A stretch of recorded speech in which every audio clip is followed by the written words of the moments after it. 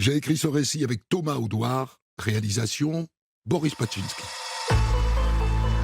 Europe 1, Christophe Ondelatte. Un soir de l'été 1759, Antoine-François Desrues, 15 ans, arrive à Paris. Il est heureux, vous n'avez pas idée. Lui qui jusque-là vivait chez son oncle à Chartres, commence une nouvelle vie. Son tonton lui a trouvé une place d'apprenti chez l'épicier Richaud, rue Comtesse d'Artois. Aujourd'hui, la rue Montorgueil. Bien le bonjour. Je suis Jean-François Desrues. Je m'en viens prendre une place d'apprenti chez vous. Desrues. Vous voilà donc. Approchez-vous, que je vous vois mieux. Votre oncle Denis m'a dit que vous étiez un chenapan, et qu'il vous était arrivé de prendre dans la caisse de sa boutique, à Chartres. Mais taisez-vous, jeune homme. Je ne vous demande pas votre avis. Vous venez apprendre le métier d'épicier chez moi? Soit. Mais si vous prenez dans ma caisse, vous ne ferez pas long feu.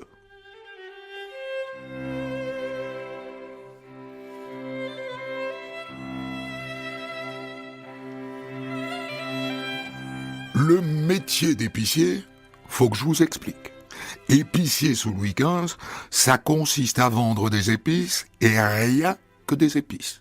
Du poivre, de la moutarde, de la muscade, de la cannelle, du gingembre, du quinquina, du genièvre, et aussi de l'huile, du sucre, du café, du thé, des tisanes et du chocolat. C'est tout. L'épicier ne peut vendre rien d'autre, et personne ne peut vendre des épices à sa place. C'est une charge dont on hérite, ou qui s'achète. Et à ce titre, un épicier a le droit de se faire appeler maître. Le jeune Antoine-François Desrues, du haut de ses 15 ans, a déjà dans l'idée de s'en acheter une, de charge d'épicier. Plus tard, et de se faire appeler maître Desrues. Mais pour l'instant, il doit apprendre le métier.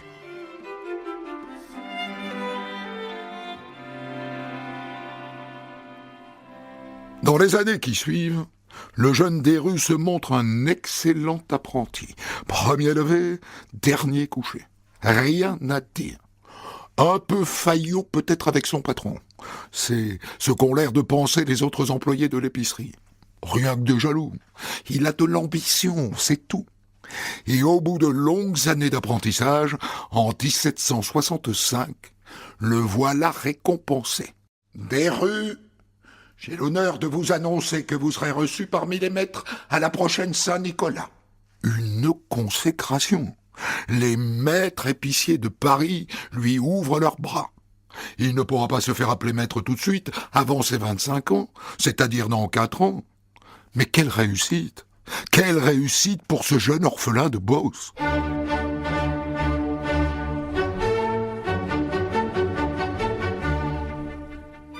Et maintenant, eh bien, il faut qu'il se trouve une échoppe, une épicerie rien qu'à lui. Et incroyable coup de chance, au printemps 1766, il apprend qu'un maître épicier de la rue de la Montagne Sainte-Geneviève, l'épicier Legrand, vient de mourir. Il le connaît un peu, il a fait une partie de son apprentissage chez lui. Alors il va voir sa veuve, qui, figurez-vous, n'a pas d'héritier.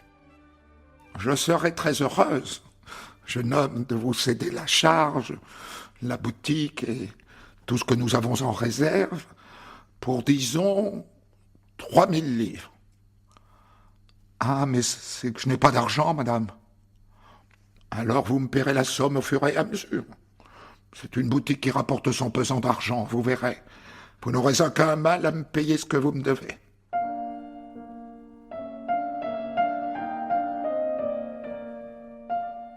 Et voilà donc Desrues, épicier, presque maître épicier. Autrement dit bourgeois, à 22 ans, un petit orphelin venu de la Beauce.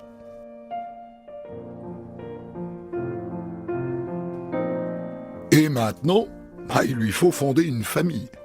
Depuis que des poils lui ont poussé autour de la quéquette, le jeune Desrues a la hantise de la syphilis. Et donc, à l'inverse de la plupart des apprentis, il n'est jamais allé au bordel. Il a eu une relation avec une couturière de la rue Montmartre, à qui il donnait la pièce après le coït. Mais rien de plus. Il pourrait la prendre elle. Je vous l'ai dit, il a de l'ambition. Bonjour, mesdames. Bonjour, monsieur. Voilà. Je suis venu avec ma fille que voici de Melun, car je souhaite acheter du chocolat. Vous en avez? Moi, j'en ai, bien sûr. Combien en voulez-vous? 2 livres, je vous prie. 2 livres, d'accord. Puis-je vous proposer, avant de faire affaire, de prendre un thé? Un thé? Bien volontiers. Et il leur offre un thé, parce qu'il a des vues sur la fille. Marie-Louise Nicolai, 18 ans. Madame, si vous m'y autorisez, je ferai livrer le chocolat directement chez vous à Melun, par l'un de mes apprentis. Ah bon? Eh bien, écoutez, merci. Et il y va avec l'apprenti, bien sûr. Et voilà, emballer, c'est peser. C'est avec Marie-Louise que Desrues se marie au printemps 1767.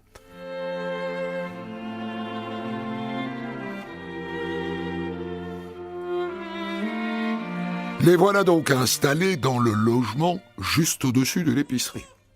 Et puis viennent des enfants. 1, 2, 3, dont un seul survivra, Léonard. Et ma foi, ça va. Enfin, ça pourrait aller. L'épicerie leur rapporte de quoi vivre confortablement. Si Antoine Desrues était un garçon raisonnable, il s'en contenterait. Mais il ne s'en contente pas.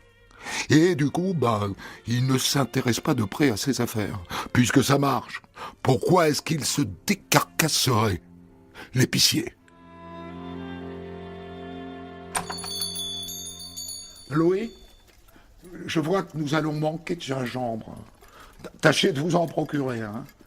Quant à moi, j'ai affaire. À tout à l'heure. Il délègue beaucoup, beaucoup trop. Et s'il remboursait la veuve Legrand? Mais non.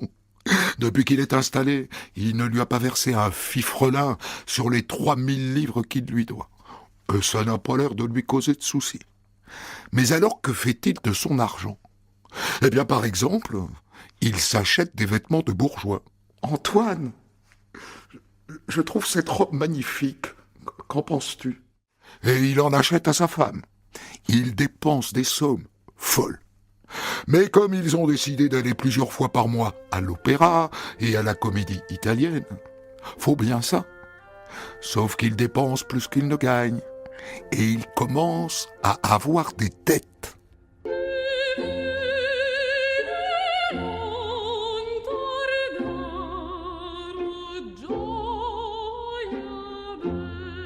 Et maintenant, puisque c'est un bourgeois, il lui faut une maison de campagne.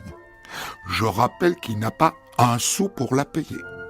Peu importe, il s'entiche d'une maison à Rueil, près de Paris. Je vous la vends pour 9000 livres. Dont 1000 livres que vous me paierez sur le champ. Et pour le reste, vous me les paierez sur 9 ans, auquel s'ajoute bien entendu une rente viagère. Il verse donc les 1000 livres, mais rien, strictement rien dans les semaines et les mois qui suivent. Et donc la vente est annulée. Et il perd son acompte de 1000 livres, bien sûr. Qu'importe, la belle vie continue. Et l'épicerie périclite lentement. Mais Antoine Desrues a trouvé un moyen de se refaire, assez loin des épices, très très loin même. Bonjour monsieur. Voilà. Ma bonne s'est fait engrosser. Et elle ne veut pas de l'enfant. Je me disais que peut-être vous aviez une décoction pour l'aider à faire passer l'enfant. Écoutez, je connais bien la botanique et... Oui, je peux vous aider. Mais je dois vous dire que ça n'est pas donné.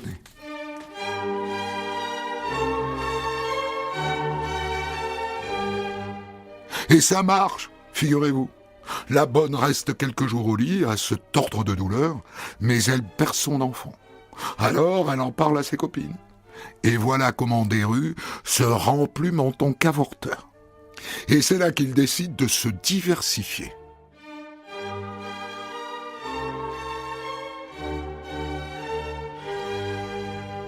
C'est-à-dire que c'est délicat, comment dire, le vie qui reste mou au moment où il ne devrait pas. C'est que je ne suis plus tout jeune. Hein, j'ai quelque chose pour vous, alors. J'ai là une potion à base de gingembre.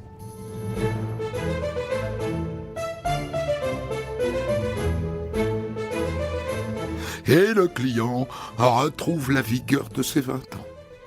Dans la foulée, Desrues se lance aussi dans le prêt sur gage.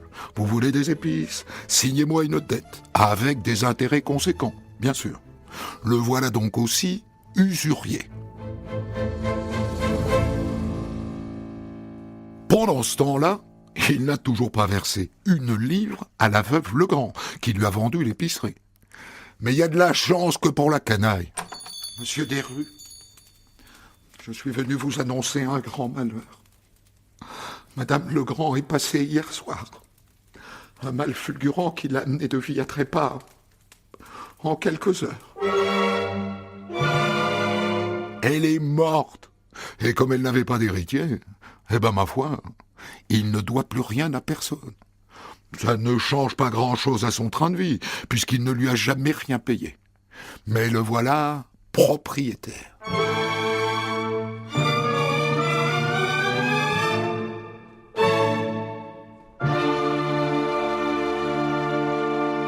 Chérie, j'ai une idée. Et si nous nous faisions appeler D, plus loin rue, de Bury? Mais c'est que nous ne sommes pas nobles, Antoine. Eh bien, nous dirons par exemple que, je ne sais pas, votre oncle vient de mourir et qu'il était écuyer du roi et que nous avons hérité de sa particule, voilà tout. Et au passage, nous pourrons dire qu'il nous a légué, je ne sais pas, un château, hein, ce qui n'est pas totalement faux. Qu'en pensez-vous? Mais enfin, Antoine, le château de mon oncle est en ruine. Et par ailleurs, mon oncle n'était pas du tout noble. Qui ira vérifier, ma chère? Qui? Antoine François Desrues de Bury. Ça claque? Non.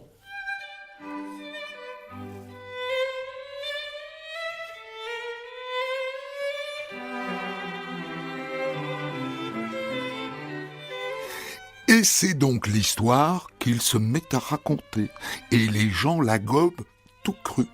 Et comme le voilà écuyer du roi, eh bien on se met à lui prêter de l'argent sans poser la moindre question. Au point d'ailleurs qu'il n'a plus besoin d'épicerie. Il la vend. Et le voilà pour de bons escrocs. Et ça dure comme ça des années, pendant lesquelles il se fait prêter des sommes faramineuses. Et par ailleurs, il ne paie à peu près rien de ce qu'il achète dans les magasins. Oh, je suis désolé, je n'ai pas mon argent sur moi, quel idiot.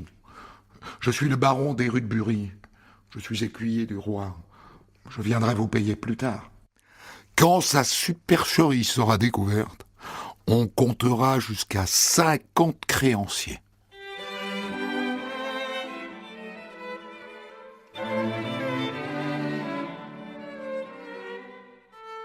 Nous voilà en 1774. Ça fait 15 ans que Desrues est à Paris. Desrues, que dis-je? Le marquis Cyrano Desrues de Bury. Oui, maintenant il se fait appeler Cyrano, parce qu'il trouvait qu'Antoine, ça faisait un peu peuple. Il y a quelques semaines, le roi Louis XV est mort. Louis XVI vient de lui succéder. Dans Paris, c'est la bamboche. Et Desrues, madame, faites le nouveau roi, comme il se doit. Un écuyer du roi, pensez-vous, il est forcément de la fête. Ce qu'il ne sait pas, c'est que dans une boutique de soierie de la rue Sainte-Opportune, son destin est en train de basculer. Ce Desrues de Bury m'emprunte de l'argent, et jamais il ne me le redonne. Jamais il ne me rembourse. Cela ne peut plus durer. Ce marchand de soierie en colère s'appelle Liefman. Et il est le premier à oser formuler que Desrues est un escroc. Ah, je me suis renseigné. Il n'est ni baron ni écuyer du roi. Il n'a pas plus de château que de fortune. D'après ce que j'ai appris, c'est un épicier. Rien de plus. Cet homme est un malandrin, et je vais lui faire rendre gorge. Le jour même de l'avènement de Louis XVI, le marchand de soieries Liefman, accompagné de 3 hommes et d'un huissier de justice, se présente au domicile des Desrues, rue Beaubourg. Nous vous donnons l'ordre, monsieur, de nous rembourser ce que vous nous devez sous 5 mois. Si tel n'était pas le cas, vos biens et ceux de votre épouse seront saisis. Mais enfin, il y a méprise. J'ai négligé de vous rembourser. Pardonnez-moi, mais je le ferai dans les plus brefs délais.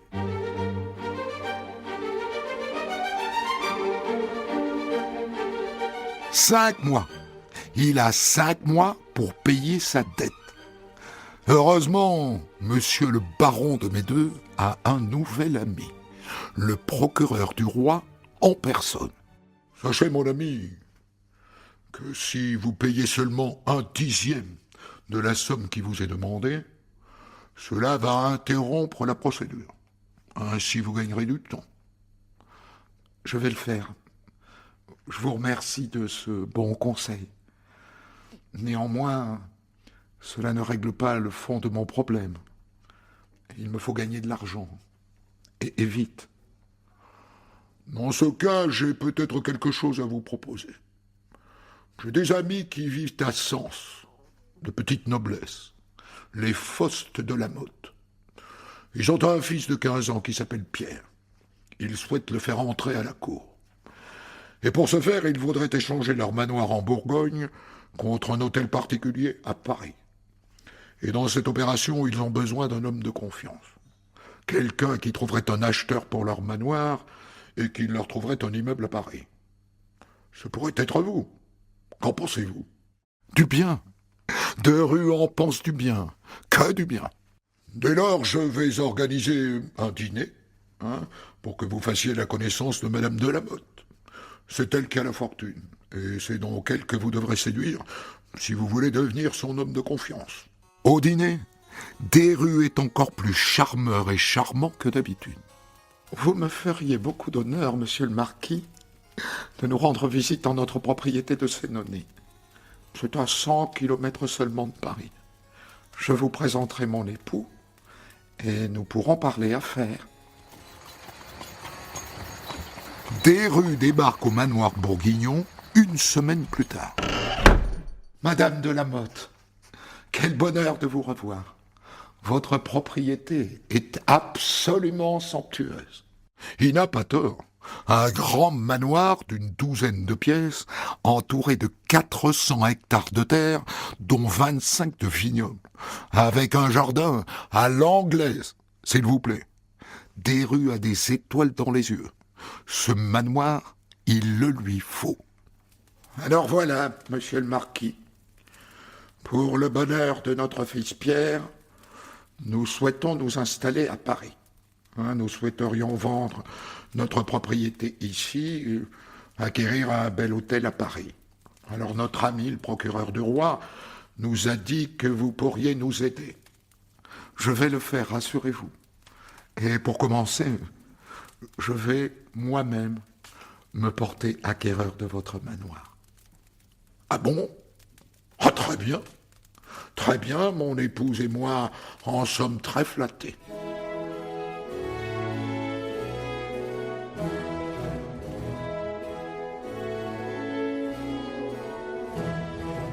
Rendez-vous est donc pris chez un notaire. En échange, il devra leur trouver un bel hôtel particulier à Paris. Ça va de soi. Sauf que lui-même n'en possède pas, et qu'il n'a pas le moindre sou.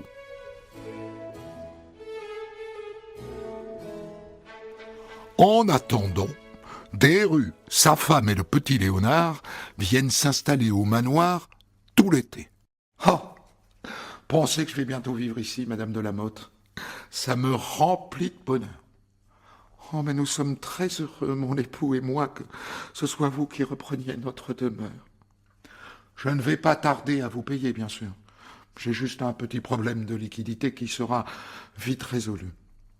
Oh, mais n'ayez crainte. Je sais bien que vous nous paierez. Mais je suis tellement impatiente de retourner à Paris que je me disais que peut-être vous pourriez nous trouver en attendant une chambre d'hôtel là-bas. Un hôtel? Ah, mais vous n'y pensez pas. Mon épouse et moi habitons un très bel appartement rue Beaubourg. Venez vous y installer avec votre fils Pierre, le temps que nous réglions nos affaires. Et c'est ainsi que Madame Delamotte et son fiston viennent s'installer chez les Desrues. Elle est enchantée. Elle place son fils Pierre en pension à Chaillot, et elle est tellement heureuse qu'elle n'insiste pas beaucoup pour se faire payer son château. Elle a confiance, l'idiote. Et c'est là que Desrues passe à l'action, car il a un plan, bien sûr. Un sinistre plan. Il commence par envoyer sa femme et son fils chez ses beaux-parents à Montrouge. Vous comprenez, Madame Delamotte, mon épouse est enceinte. Elle a besoin de se reposer. Et le voilà seul avec l'idiote dans le grand appartement de la rue Beaubourg. On est en hiver, il fait un froid de gueux. Chère Madame Delamotte, je vous ai préparé un bon chocolat chaud pour vous réchauffer un peu. Oh, mais c'est bien aimable à vous.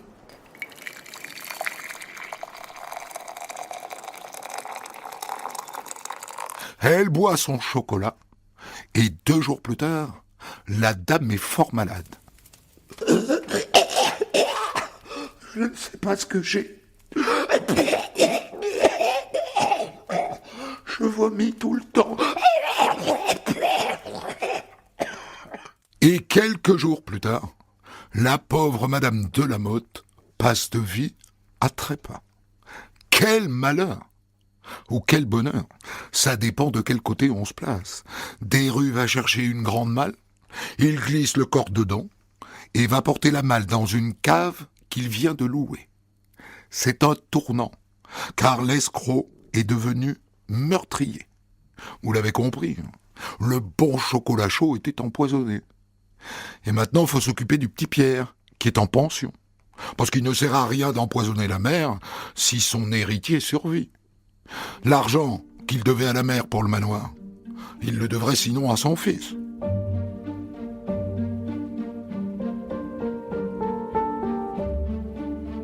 Le 10 février 1777, jour du Mardi Gras, Desrues rend visite au jeune Pierre dans sa pension de Chaillot. Alors, selon ce qu'elle m'a dit, votre mère est en train d'acheter pour vous une charge de page du roi à Versailles. Mais elle veut votre assentiment. Et donc elle m'a demandé de venir vous chercher. Alors vous faites vos bagages, je vous amène à Versailles, séance tenante. Nous passerons avant cela dans mon appartement de la rue de Beaubourg, afin que vous y déposiez vos valises. Et les voilà donc, rue Beaubourg. Avec ce temps glacial, mon jeune Pierre, ne voudriez-vous pas que je vous prépare un bon chocolat chaud? Ah oui? Oui, bien volontiers, c'est très gentil à vous. Gentil? Pas vraiment. Car dans la diligence censée les amener à Versailles, le jeune Pierre se met à vomir tripes et boyaux.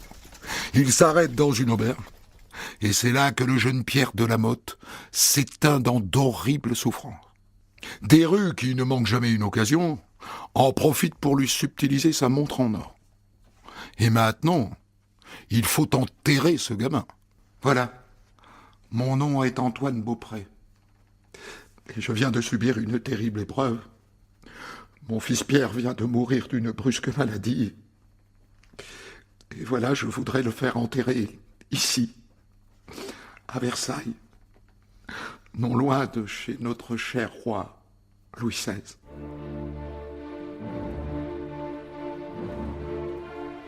Et voilà comment le jeune Pierre Delamotte se retrouve dans une tombe au cimetière de Versailles.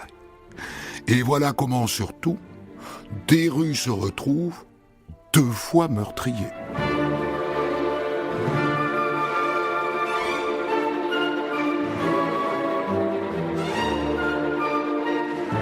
De retour à Paris, Antoine Desrues doit trouver une explication à la disparition de la mère et du fils. Madame Delamotte m'a informé qu'elle avait changé d'avis et qu'elle souhaitait s'installer en Angleterre pour y rejoindre son amant qui vit à Londres. Ah bon? Et son fils? Elle a amené son fils avec elle. Et son mari, alors? Elle m'a chargé d'aller l'informer qu'elle le quittait. Sauf que le procureur Joly est un peu surpris. Cette décision ne ressemble pas du tout à Madame de Lamotte, que je crois bien connaître. Et dès lors, que devient son manoir? Oh bien, cela ne change rien. Je l'ai acheté. J'en suis propriétaire. Mais vous n'avez aucun titre de propriété. Avez-vous un reçu au moins de l'argent que vous lui avez versé? Il n'en a pas, bien sûr, puisqu'il n'a rien payé.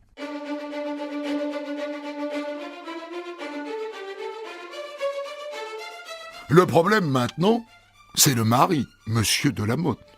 Il n'a pas l'air très convaincu de la fugue de sa femme en Angleterre. Et il s'agace surtout que le château n'a toujours pas été payé. Alors il débarque à son tour à Paris.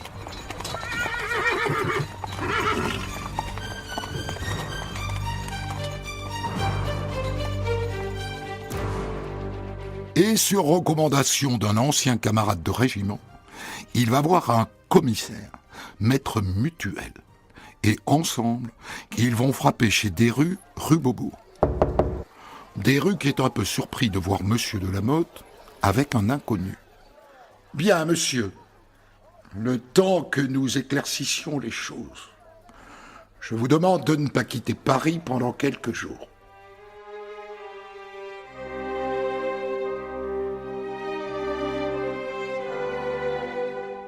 Et dans les jours qui suivent, le commissaire découvre le poteau rose. Cyrano Desrues de Bury est en vérité un épicier. C'est un escroc qui doit de l'argent à tout le monde. Alors il fait arrêter Desrues et l'envoie à la prison de Fort-l'Évêque. Concernant les escroqueries, il avoue tout, ou presque. Mais pour ce qui est de la disparition de Madame de Lamotte et de son fils, il en reste à son histoire. Mais enfin, elle est partie en Angleterre, je vous dis, avec son argent, refaire sa vie, avec son fils. Je sais rien d'autre. Et c'est là qu'au terme d'une petite enquête de voisinage, le commissaire Mutuel découvre que Desrues a loué une cave, dont d'ailleurs il n'a jamais payé le loyer. Et dans la cave, il trouve le cadavre verdâtre et boursouflé de Madame de Lamotte.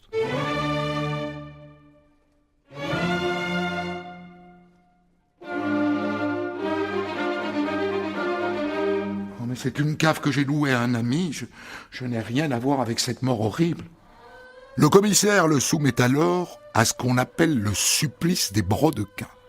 4 planches ficelées autour de ses jambes et un bourreau qui met un coin entre les 2 planches du milieu et qui l'enfonce à coups de maillet. Ah! Ah! Ah! Ah!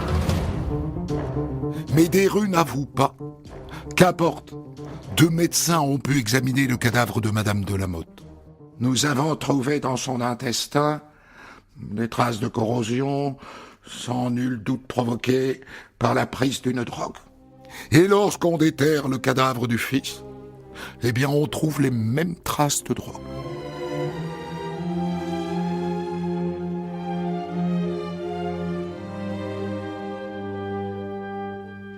La chambre criminelle du Châtelet juge Desrues en avril 1777, à huis clos. Desrues, levez-vous. La cour a jugé que vous êtes un empoisonneur de destin prémédité. Elle vous condamne à la mort qui vous sera donnée par le supplice de la roue en place de grève.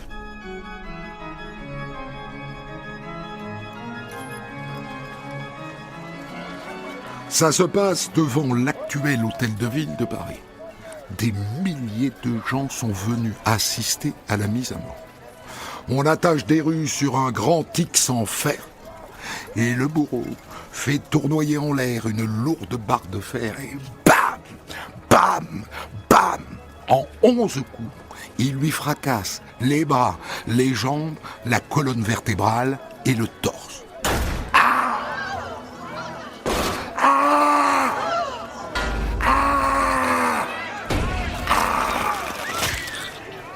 Puis on l'attache sur une grande roue de charrette posée à l'horizontale.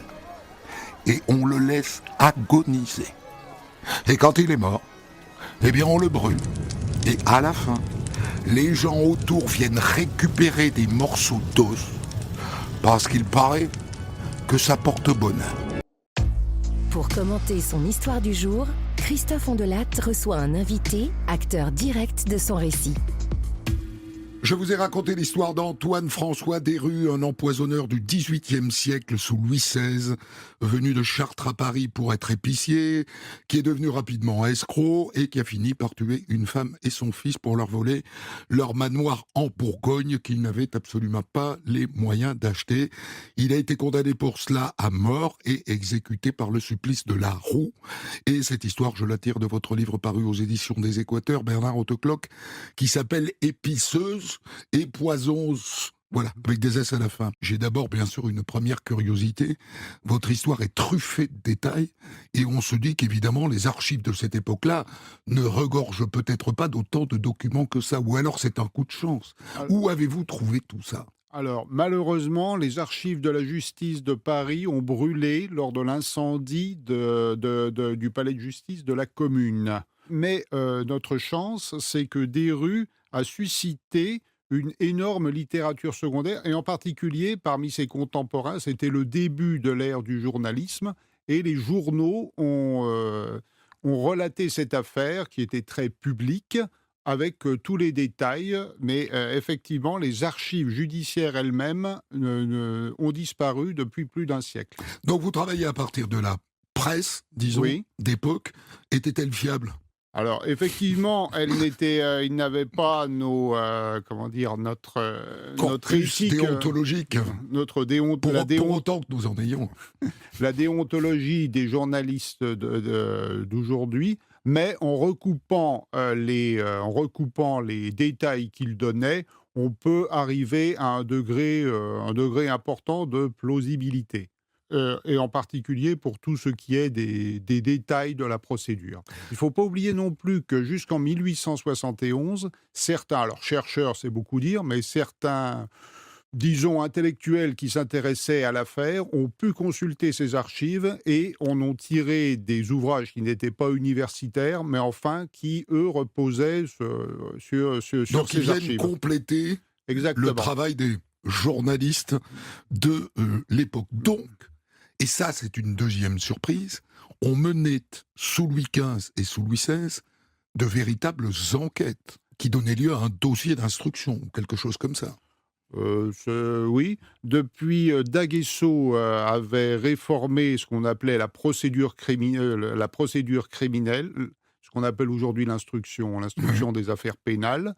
Et alors, ça variait beaucoup d'une région à une autre, mais à Paris même, le Parlement avait acquis tout un savoir-faire, avait accumulé toute une série de coutumes, d'exigences, enfin de détails de procédure, qui les rendaient extrêmement exigeants, en particulier si c'était une affaire qui avait attiré l'attention de l'opinion publique, Ah oui, voire du politique. ça changeait donc le destin des histoires. Exactement. Est-ce que tous les meurtriers de ces années-là, donc sous Louis XVI, étaient condamnés à mort ?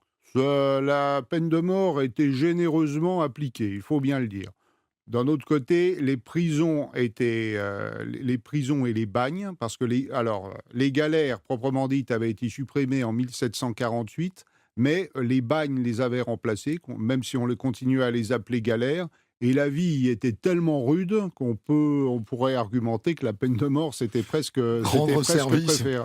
Et quant aux prisons, elles étaient surtout... Alors pour les hommes, pour les femmes, c'était un peu différent, mais les prisons servaient surtout à conserver les individus en attendant leur procès. C'était rare, très rare, qu'on y laisse des détenus de longue peine. Donc ils allaient aux galères ou Voilà. à la mort. On peut présenter les criminels hommes, oui. C'était un escroc. Donc Oui. il empruntait, il ne remboursait pas. C'était courant à l'époque, ça ? Pas tant que ça, non. Bon, bien sûr, les escroqueries, les vols à la ruse, ça a toujours existé. Mais sur une telle échelle, je dirais qu'il était le Stavisky du XVIIIe siècle. Sur une telle échelle, il a quelque chose d'un précurseur. Même si on ne peut pas dire qu'il était absolument le premier ni le seul de son époque. Alors, quel poison a-t-il utilisé? Parce que donc les médecins de l'époque trouvent des traces de Oui. poison. Ça n'est pas de l'arsenic.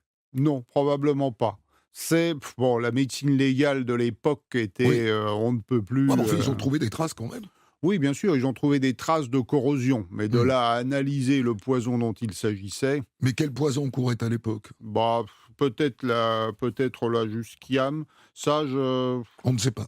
oui, ça on s'interroge, on pourrait citer les poisons, les poudres de succession utilisées à l'époque, mais on ne peut pas le savoir avec certitude. Le mobile, bah, c'est l'avidité, L'argent, la vanité, plus que l'avidité.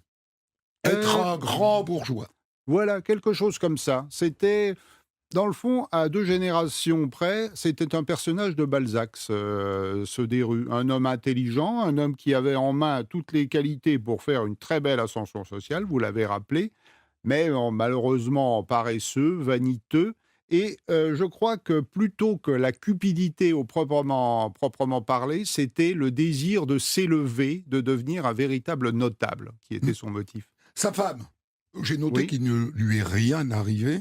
Elle n'a pas été jugée complice de tout ça. Justement si, mais pas, elle a comment dire? C'était une procédure tout à fait différente. Si, D'accord, si.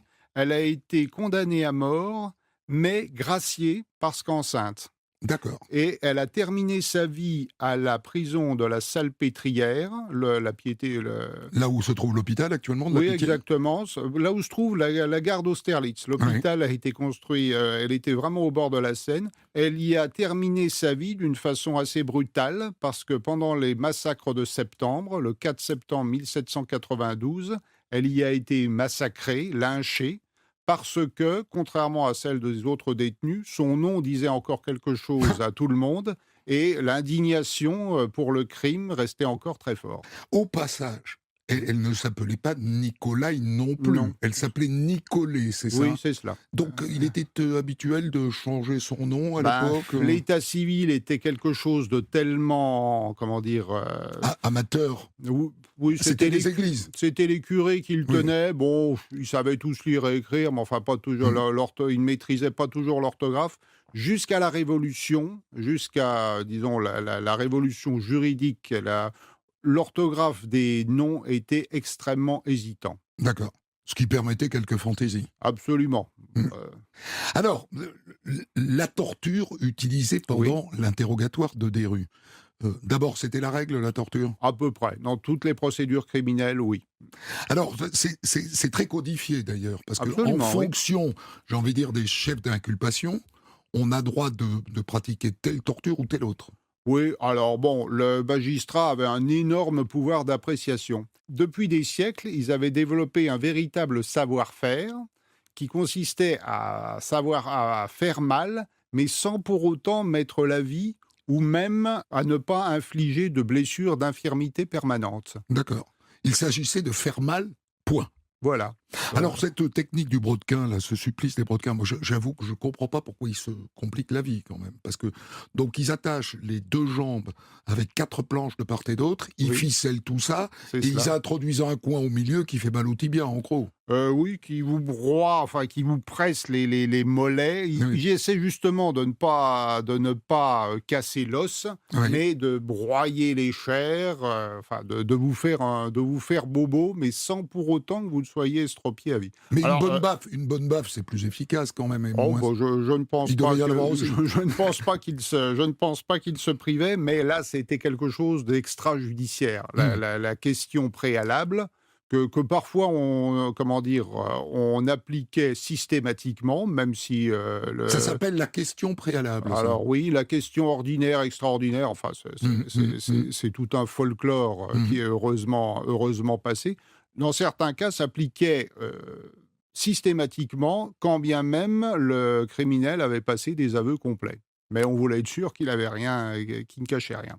Il n'avoue pas. Non. Chapeau. Et il avait une certaine force de caractère, oui, Ouais. en effet. Alors parlons de l'exécution, parce que ça, En effet. c'est tout à fait spectaculaire. Donc première chose, il n'est pas guillotiné tout simplement parce que la guillotine n'a pas encore été inventée. C'est une Exactement. invention révolutionnaire. Oui, il avait encore 14 ans après. Ouais. Nous sommes en 1777, donc 12 ans avant la Révolution. Le juge, lorsqu'il fait l'annonce de la Oui. sentence, prend la peine de dire qu'il va subir le supplice de la roue. Exactement. C'est donc que ça n'est pas automatique. Absolument. Les 90% des criminels étaient pendus. Alors, une pendue, c'est-à-dire étranglée, c'était un supplice assez douloureux, mais bon, qui ne pouvait pas se prolonger indéfiniment. La roue, c'était un supplice extraordinaire qui avait été inventé au XVIe siècle, c'est une invention allemande, et selon la mentalité prégnante à l'époque, on pensait que plus un supplice est douloureux et atroce, plus il est dissuasif.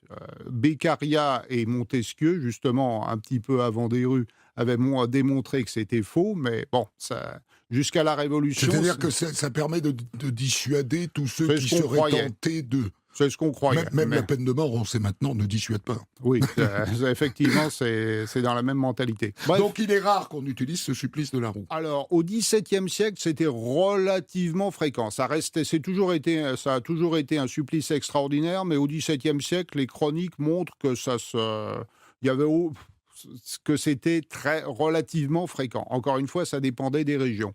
Par contre, au XVIIIe, c'était devenu exceptionnel. Desrues a été un des derniers roués en France. Mais pourquoi lui? Ce qu'il a commis est donc si grave que cela? Absolument, oui. Ça vous montre combien nos mentalités, nos systèmes moraux ont évolué.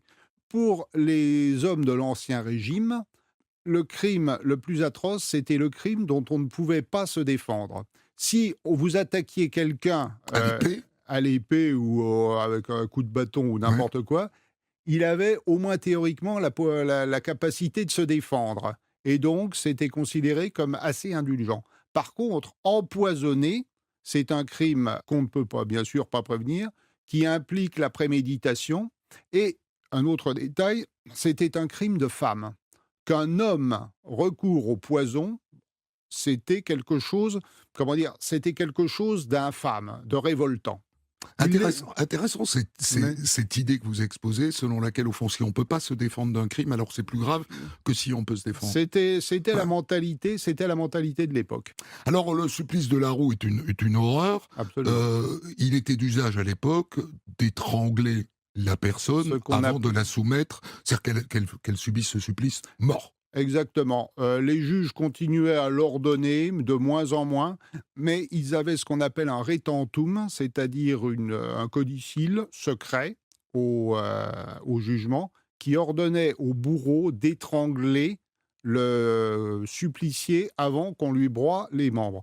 Maintenant, le bourreau devait être discret, parce que si le public se Ah bah oui. rendait compte qu'on le Ça privait frustrait... du spectacle. Absolument. C'est arrivé plusieurs fois que des échafauds soient lapidés et qu'on doit faire appel à la force publique parce qu'ils étaient déçus d'être frustrés de leur spectacle. C'est un spectacle. Absolument, oui. Ça se passe sur un échafaud de plus de 2 mètres de haut, donc Mhm. ça se voit.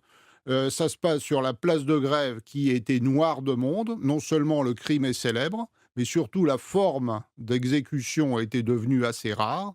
Donc vous pouvez être sûr Ce que qui est c'était rare et cher. absolument. Il y a un monde fou. Peut-être 6000 personnes ont assisté à son supplice. Incroyable. Il est exécuté par quelqu'un de célèbre, alors il est exécuté par le bourreau Samson, donc, qui est issu d'une famille de bourreaux. Oui, bah, la charge des bourreaux se transmettait, c'était des dynasties, ça se transmettait Oui, et puis ça de père en continuait fils. d'ailleurs Absolument. sous la guillotine. Donc Samson, on rappelle qui c'est, parce qu'il va avoir un sacré rôle plus tard, c'est lui qui a décapité Louis XVI. Je ne sais pas si c'est lui. Alors là, vous me posez une colle. J'ai Est-ce que cherché, c'est- oui. Bon, bah, c'est lui ou si je ne sais pas quand est-ce C'est qu'il a Marie-Antoinette, passé. c'est son fils. D'accord. Bah, Voilà. oui, je ne savais plus. Il quand- n'avait pas envie de tuer Marie-Antoinette, il a demandé à son fils de le faire. Je ne savais plus quand il avait passé le relais. Mais C'est bon. aussi lui qui décapite Robespierre Ouais, oui. et Danton. Ils auraient exécuté, j'ai vu ça aussi, 3000 personnes, la famille Samson, en 40 ans. Oui, bah, Et à lui ça ne seul, m'étonne pas. celui-là en a tué près de 1800, je crois. Oui, je n'ai pas de statistiques en tête, mais c'est très plausible. Pensez-vous qu'il y ait d'aussi belles histoires, enfin aussi intéressantes, on ne peut pas dire qu'elles soient belles, mais aussi intéressantes, que vous ne connaissiez pas encore? C'est un sacré défi, mais vous pouvez être sûr que si j'en trouve une de ce calibre-là, j'en fais une publication dans les meilleurs délais. Ça passe par quoi? C'est-à-dire que vous vous astreignez à lire la presse de l'époque? Alors, le mieux, c'est quand même d'avoir les archives judiciaires et policières quand elles existent. En province, ça existe, En possiblement. province, oui, oui, bien sûr, elles ont été, heureusement d'ailleurs, elles ont été souvent conservées. Le problème, c'est qu'elles n'ont pas toujours été classées, elles ne sont pas toujours bien conservées. Enfin bref, Ça a vous pris direz, l'humidité et la moisissure. Ouais. mais enfin bon, qui n'aime pas les archives ne doit pas être historien. Et parfois, c'est un véritable bonheur quand vous êtes dans des archives départementales.